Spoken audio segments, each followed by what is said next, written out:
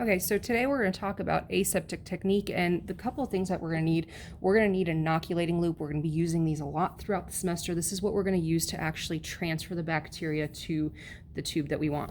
We need our Bunsen burners, we need our strikers, we need yogurt. Our yogurt is where we're going to get our bacterial culture from. And then we also need to put it in a broth tube. So what we want to do is we want to take the bacteria from the yogurt and actually give them a good place to grow, which is what this broth tube is. It has all the nutrients they need to grow. And then what we're going to do is we're going to aseptically transfer some of that yogurt into the broth tube and allow the bacteria to grow. So in order to do that, we need to do everything aseptically. We don't want to transfer any contamination. So the first thing we need to do is turn on our Bunsen burner. Our Bunsen burner has two areas where you can adjust, both the tube itself and down at the base. These are going to control gas and air. And what you want to do is you want to close them off completely and then just open them slightly so that way you don't have a huge flame. Once you're done with that, you want to turn on the gas and you'll actually be able to hear the gas flowing. Once it's on, take the striker and light your Bunsen burner. And what you're looking for is this nice blue flame.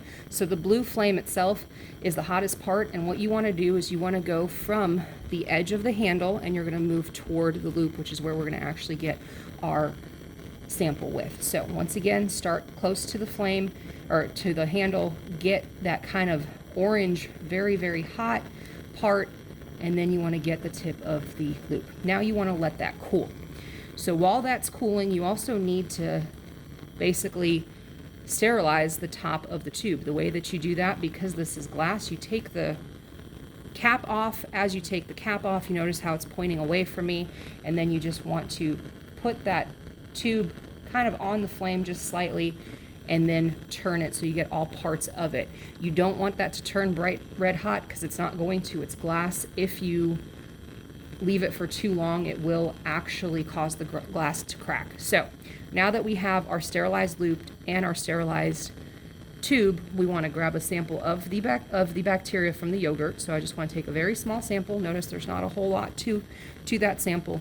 And then I want to place it in the tube. And the way that you place it into the tube is make sure that you're not touching the sides. So once you've gotten your sample, put it into the broth tube, kind of wiggle it a little bit to get all that off. And now we have to re-sterilize the tube and the loop. So start with the tube. Once again, just go along the edges, let that cool a little bit because it is a plastic cap. While that's cooling, what we can do is go ahead and sterilize that loop. Once again, starting from the base of the handle all the way to the tip, getting every piece of that very bright red. Once you're done with the loop, you can place the cap back on, you can place the inoculating loop back where you got it, and you want to turn off that gas. As soon as you're done with your Bunsen burners, always turn off the gas. It's just more safe and you're less likely to catch something on fire. And that's aseptic technique, basically sterilizing everything prior to the transfer and then sterilizing after the transfer.